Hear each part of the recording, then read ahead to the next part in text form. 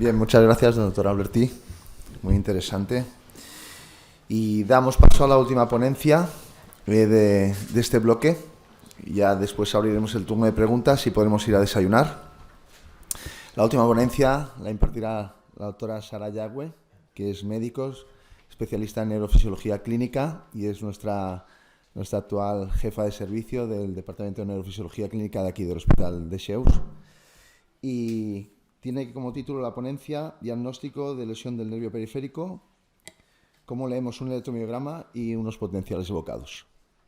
Muy bien, ya puede empezar, por favor. Buenos días a todos y yo os voy a hablar un poco de cómo leemos un electromiograma o potenciales evocados, que a veces puede ser difícil para una persona que no sabe de neurofisiología clínica.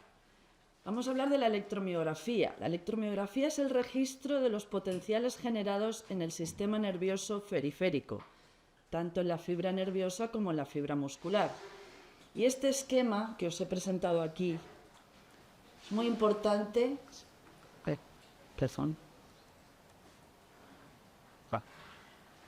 Porque nos va a decir qué es lo que estudiamos cuando hacemos una electromiografía.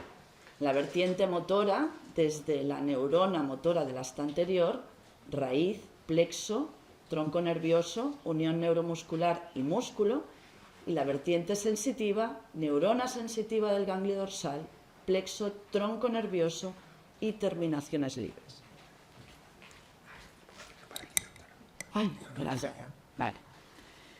Es importante qué tipo de fibras vamos a estudiar cuando hacemos un electromiograma. Vamos a estudiar fibras mielinizadas, fibras A alfa y A beta, fibras motoras y sensitivas. Este va a ser nuestro objetivo. Las fibras más finas, fibra A delta y C, no son fibras accesibles al estudio electromiográfico convencional. Necesitarán estudios diferentes de los cuales os hablaré un poquito después. ¿Qué es lo primero que hacemos cuando hacemos una electromiografía? Hacemos estudios de conducción nerviosa, motora y sensitiva. ¿Qué es esto? Esto nos va a permitir estudiar la integridad de la vía nerviosa periférica, desde la neurona motora al músculo, en la parte motora, desde la neurona sensitiva en el ganglio dorsal hasta las terminaciones libres. Nos va a dar información si la lesión es focal, segmentaria o generalizada. Nos va a dar información si es axonal o desmielinizante y nos va a decir la intensidad de esta lesión, si hay algún trastorno subclínico y nos va a dar un factor pronóstico. ¿Y cómo lo haremos? Pues vosotros sabéis que un axón tiene un potencial de reposo. El interior es negativo gracias a unas bombas de sodio-potasio que consumen ATP y se sitúa en menos 85 milivolts, es decir, el sodio está fuera, el potasio está dentro. Si nosotros damos una estimulación con un estímulo eléctrico bipolar, vamos a cambiar esa polaridad.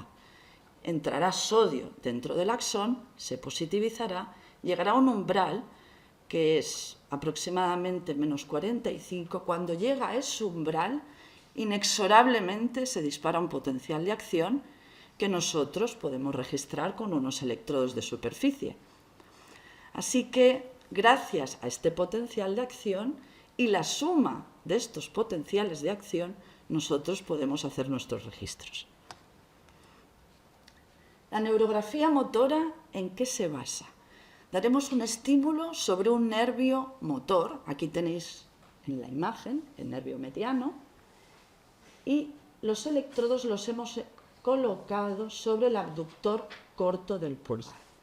Nosotros, estimulando, despolarizamos estas fibras y conseguimos lo que se llama un potencial motor evocado, que es la suma de todos estos potenciales de unidad motora. ¿Vale? Este potencial motor evocado lo podemos medir. ¿Y qué medimos en este potencial? La latencia, que es el tiempo que tarda el estímulo hasta obtener la respuesta. Podemos calcular la velocidad de conducción a través de la fórmula distancia partido por tiempo. Si hemos estimulado el nervio en 2 puntos, tendremos 2 latencias. Esta latencia diferencial nos va a dar la velocidad de conducción de este nervio. ¿Y qué más podemos ver de este potencial? la forma, la duración, el área y la amplitud. Cuando estudiamos la vertiente sensitiva, que es de la neurona sensitiva del ganglio dorsal hasta las aferencias sensitivas, estudiamos la integridad también del sistema nervioso sensitivo, que es muy importante, porque muchas neuropatías van a empezar a dañar la vertiente sensitiva antes que la motora. ¿Por qué es importante el potencial sensitivo? Porque nos va a decir si la lesión es preganglionar o posganglionar. Fijaros dónde se genera el potencial. El potencial lo genera la neurona sensitiva del ganglio dorsal y se va a registrar en las fibras nerviosas sensitivas. Si la lesión está en la raíz dorsal, es decir, proximal a la neurona, no nos va a afectar el potencial. Si la lesión está en plexo o en tronco, sí nos va a afectar el potencial sensitivo. Así que es muy importante este potencial sensitivo. Bueno, pues tenemos un nervio normal que ha sufrido un daño que puede ser axonal, mielínico, o puede ser tanto axonal como mielínico. Cuando perdemos axones, perdemos los potenciales de acción individuales que nos van a generar este potencial de acción motor o sensitivo. Por tanto, ¿qué esperaremos en nuestra electromiografía? Esperaremos que la amplitud del potencial caiga, porque los axones supervivientes son los que son, así que la suma de estos potenciales nos va a hacer caer nuestro potencial. Y en cambio, la velocidad no estará tan afecta, porque son axones, ya hemos dicho, mielinizados. Por tanto, aunque perdamos axones, como los que quedan están mielinizados, la velocidad más o menos se nos va a mantener. En cambio, si hay alteración de la mielina, que es lo que nos va a dar la velocidad de conducción del nervio, perderemos velocidad, la latencia del potencial se retrasará y la morfología será multifásica. Esto es lo que pasará. Tenemos una lesión axonal, la amplitud nos caerá, la latencia se mantendrá y la velocidad también. Clínicamente veremos si es un axón motor, debilidad, si es un axón sensitivo, falta de sensibilidad. Y la velocidad no se alterará mucho, la latencia distal tampoco. Si es una lesión desmielinizante, ¿qué veremos? Veremos un potencial con una dispersión temporal. Tiene una morfología desincronizada. Está reflejando axones que se despolarizan a una velocidad y otros que se despolarizan a otra. Son diferentes velocidades de conducción.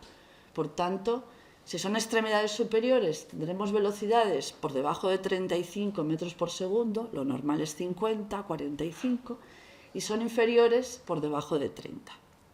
Otro apunte importante, el bloqueo de conducción. ¿Qué es el bloqueo de conducción? Es un stop en la transmisión de un impulso. ¿Cuándo se da? Cuando hay una desmielinización focal. Y eso comporta una caída superior o igual al 50%. Y esto es importante en también nuestros estudios. ¿Qué otros estudios haremos? Respuestas tardías. ¿Qué es esto?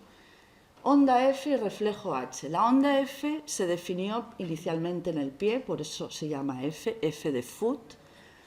Cuando nosotros damos un estímulo en un nervio periférico, se propaga proximalmente hasta la motoneurona. Y allí despolariza unas cuantas motoneuronas y se vuelve a propagar distalmente. Así que tenemos una respuesta, que es el potencial motor, y luego tenemos una respuesta más tardía, que es fruto de la despolarización de las motoneuronas del asta. ¿Qué nos va a permitir estudiar esto? Pues la parte proximal de los nervios, raíces, plexos y, muy importante, polineuropatías inflamatorias, que es donde van a empezar a debutar, la parte proximal de las raíces.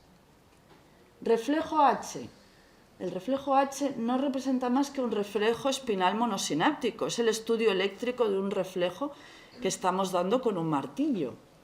Damos un estímulo eléctrico en fibras 1A, entran por el asta posterior, sinaptan con la motoneurona y dan lugar a una respuesta, el reflejo H. La desventaja es que solo lo podemos estudiar en estas raíces, C7 y S1, pero es muy útil en el estudio de estas raíces. Y vamos a la segunda parte de nuestro estudio, la electromiografía de aguja. Es una parte muy importante porque nos va a dar información también sobre la topografía lesional de la lesión. Es muy importante que diseñemos qué músculos vamos a explorar. Primero porque es una exploración dolorosa, es decir, tenemos que tener en mente qué lesión esperamos encontrar y qué músculos queremos explorar. No es una exploración estándar.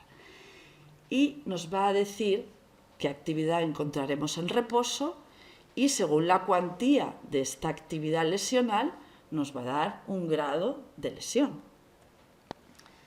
Cuando nosotros introducimos una aguja en un músculo, normalmente no hay actividad, muy discreta. Si vemos actividad en reposo, puede ser signo de denervación. ¿Qué tipo de actividad?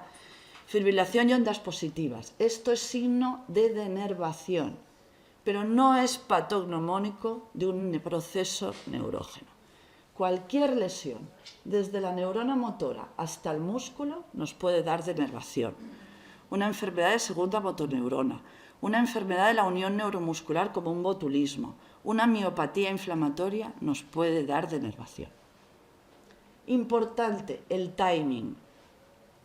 Una electromiografía no tiene sentido que la hagamos 3 días después de inicio de una clínica, porque no va a haber denervación todavía. Tiene un tiempo de aparición. Si son músculos paraespinales son 7-10 días. En extremidades superiores 2 semanas y en extremidades inferiores 3 semanas.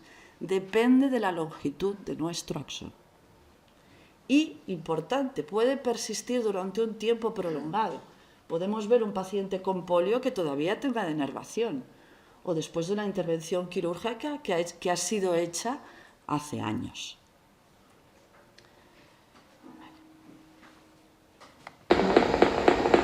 Esto es lo que vemos en un músculo denervado. Son potenciales que se generan por la despolarización de la fibra muscular. Laten a esta frecuencia.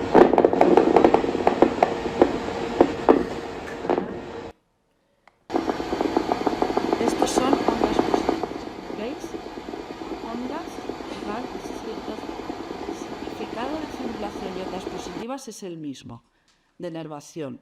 No se sabe por qué tienen morfologías diferentes, pero el significado es idéntico.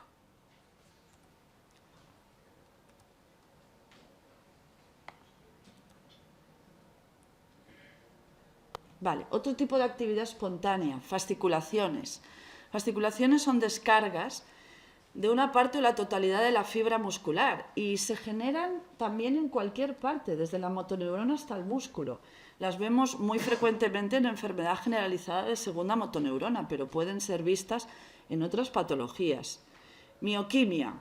Mioquimia es sinónimo de hiperexcitabilidad de axón. Se ven en forma de dobletes, tripletes y tienen un sonido muy característico.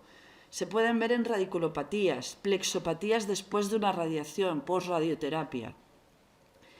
Y las descargas de alta frecuencia. Estos son despolarización de fibra muscular sugestivo de un proceso crónico, tanto de fibra nerviosa como de fibra muscular. Aquí tenemos ejemplos. Eso ha sido una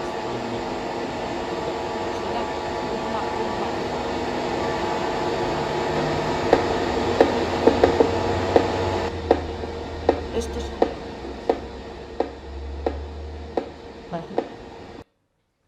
hiperexcitabilidad de axón.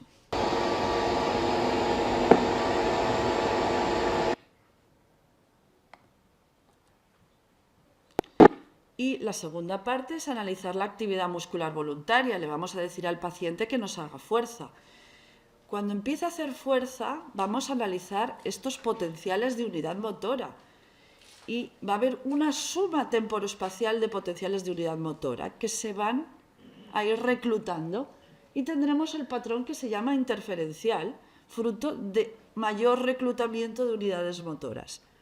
Si hemos perdido unidades motoras, ¿qué veremos? Pues que habrá una línea isoeléctrica entre estos potenciales de unidad motora.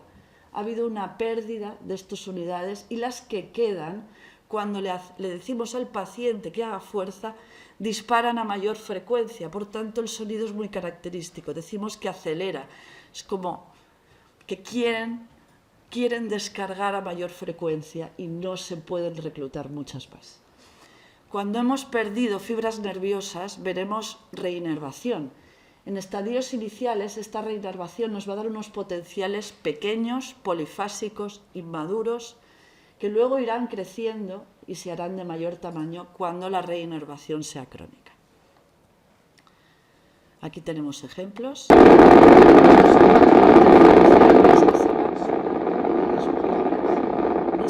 Casi ya ni se ve, no hay línea isoeléctrica. Este es un... Perdón.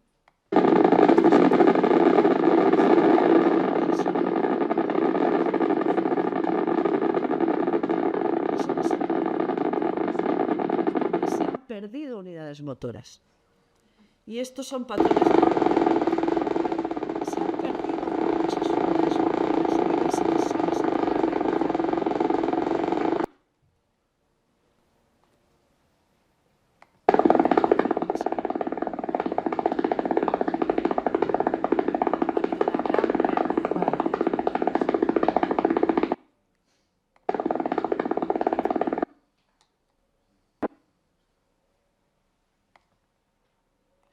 ¿Y qué otro patrón podremos ver? El patrón cuando hay una afectación miopática. En este caso, los potenciales son pequeños, son polifásicos, de menor duración. ¿Por qué son pequeños? Pues porque la fibra muscular tiene menor diámetro. Y el patrón será un patrón interferencial con muy poquita fuerza, un patrón de reclutamiento precoz, es decir, ante poca fuerza se reclutan muchas unidades motoras, pero de muy pequeño tamaño.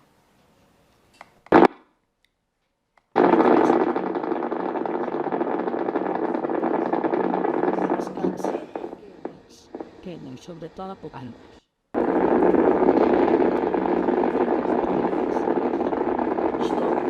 Dan mucho.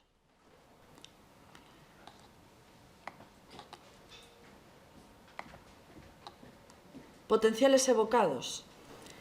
Estos son respuestas que se generan a distancia dando diferentes estímulos a diferentes niveles. Nos permiten estudiar vías largas, vías motoras, vías sensitivas y vías sensitivas que vehiculan dolor y temperatura. Vamos a hablar de los potenciales motores.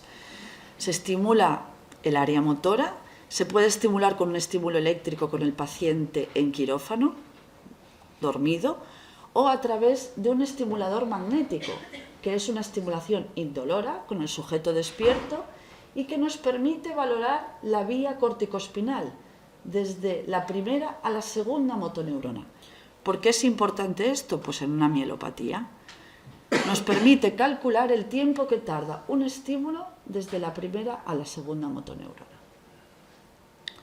Potenciales sensitivos. Estos nos permiten estudiar diferentes tipos de fibras, fibras sensitivas gruesas y fibras finas. Vamos a ello. Los potenciales somestésicos nos permitirán estudiar las vías sensitivas gruesas, es decir, estimulando eléctricamente fibra A beta, entrará por el asta posterior, cordones posteriores, núcleos de Gol y Burdack, se decusan, tálamo y córtex. Estudiaremos toda la vía. Son fibras sensitivas que proporcionan información de tacto, de propiocepción. ¿Cómo lo haremos? Estudiaremos nervios mixtos, mediano y CPI, dando estímulos repetidos y colocaremos electrodos a diferentes niveles. Nervio mediano, pues en plexo, en zona cervical y en córtex, y obtendremos unas respuestas a los diferentes niveles. Según las latencias de estas respuestas podremos saber si la vía está alterada o no. Y desde extremidad inferior lo mismo, hueco popliteo, lumbar, cervical y córtex. ¿Por qué tienen interés? Tienen interés para valorar vías largas, para valorar médula. En mielopatías espondiloartrosis, degeneración combinada subaguda, esclerosis múltiple, paraparesia espástica hereditaria, leucodistrofias. Los potenciales evocados nociceptivos valorarán el haz espinotalámico. Para poder estimular estas fibras, que son fibras A delta, no podemos usar un estímulo eléctrico porque estimularíamos muchos tipos de fibras. Necesitamos un estímulo específico de esta vía, que es un estímulo térmico, frío o calor. Nos estimulará fibra A delta, entrará por el asta posterior, se decusa, asciende por el tracto espinotalámico, tálamo, y se registran respuestas en opérculo insular, gyrus cinguli y área somatosensorial secundaria. Esto nos servirá para valorar vías de dolor, frío, calor, nocicepción, viscerocepción. Y aquí tenemos los potenciales que obtenemos. Son potenciales que se generan a nivel cortical, dando un estímulo con un termodo de calor o frío, un termodo que dará un estímulo de ascensión de temperatura muy rápida. Desventajas: no podemos definir en qué punto se haya alterada la vía, pero sí que son unos potenciales que, si el paciente está atento, se obtienen bien y nos permiten valorar la vía espinotalámica. Y unos cuantos casos clínicos. Os voy a hablar de un paciente aquí de 64 años que venía a la consulta porque hacía 3 meses había sido intervenido de una neoplasia de esófago, había sido una intervención muy prolongada. El paciente había perdido peso, no había recibido quimio ni radio y explicaba que después de la intervención presentaba parestesias y hipoestesia en las extremidades con torpeza, tropiezos y caídas. Lo exploramos, vimos un balance conservado excepto en músculos dependientes de CPE, tibial y extensor propio del dedo gordo. Vimos que el paciente no podía caminar de talones. Empezamos nuestro estudio electromiográfico. Haremos neurografía sensitiva, surales, normales, simétricos, peroneos superficiales, normales, simétricos. Vamos al CPE. Vemos que en tobillo la amplitud es 3,7, en cabeza de peroné 3,1, en fosa poplitea 0,1. Ha caído más de un 50%. ¿Qué significa esto? Que hay un bloqueo de conducción con una velocidad de 20, lo normal 45. Lo mismo en el otro CPE, pero de menor grado. Vamos a la parte de la aguja. Hay denervación en tibial y extensor propio del dedo gordo, es decir, musculatura dependiente de CPE. Por tanto, conclusión, lesión de CPE en cabeza de peroné, porque músculos proximales como porción corta del bíceps no hay denervación, por un bloqueo que ha comportado desmielinización focal y degeneración axonal secundaria. Siguiente caso. Mujer de 36 años, después de un parto vaginal de 21 horas de duración, después de una anestesia epidural, se despierta con una hipoestesia en la cara lateral del pie y talón izquierdo y un déficit motor para ponerse de puntillas. La exploramos, balance muscular gemelo deficitario, tiene dificultad para caminar de puntillas y hay una reflexia aquilia. ¿Qué hacemos? Neurografía sensitiva, peroneos superficiales normales. Aquí pone plantar, pero en realidad es calcáneo interno, fueron simétricos, safeno, lateral, plantares internos y externos simétricos. En cambio, sural, ojo, asimétrico. Hacemos las motoras, fueron normales, CPE, CPI, y hay denervación en tibial posterior, peroneo tertius y gemelo, que es territorio L5 y S1. Y hay una asimetría del potencial del sural. ¿Qué podemos decir? Que la lesión es L5 preganglionar, el potencial sensitivo está conservado, y la lesión S1 es postganglionar, el potencial ha caído. Caso 3. Doctora Yagué, disculpe que la corté. Vamos un poquito mal de tiempo. Lo digo por si los casos también podríamos ponerlos en el bloque 4. Perfecto. Para que también tengamos tiempo de que hagan el desayuno. Perfecto. ¿Sí? Perfecto. ¿No le importa? No, ningún problema. Bueno, pues hasta aquí mi presentación. Ya seguiremos con los casos clínicos en otro momento.